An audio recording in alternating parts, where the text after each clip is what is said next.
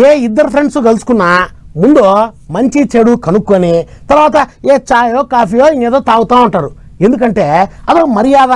అందుకేనేమో ఓ సినిమాలో చిరంజీవి గారు ఏ చాయ్ చెట్టుకున్న తాగరా అబ్బాయి, ఏ చాయ్ చమక్కులే చూడరా అబ్బాయి అని చాయ్ గొప్పతనం గురించి ఓ పాట కూడా వాడినాడు. కానీ ఈ ముచ్చట చూస్తే ఆ పాటను మార్చి ఏ కాఫీ కమ్మగుంది తాగరా అబ్బాయి అని పాడుకోలేమో.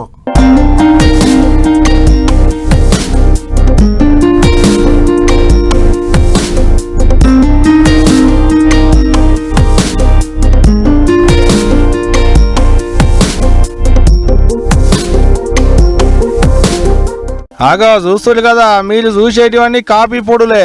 మనకి ఇన్ని దినాలు కాఫీ అంటే 2-3 రకాల యాదికొస్తుండే.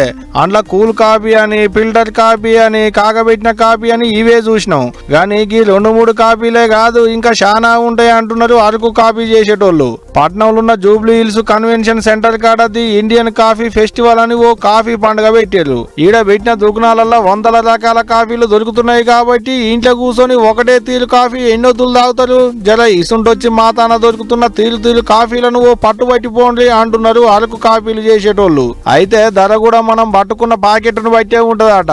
అంటే తక్కువ ధర కాంచి సులువు అయితే ప్రపంచంలో మొనగానిది అనే కాఫీ దాకా అన్ని తీర్ల కాఫీలు దొరుకుతాయి అన్నట్టు.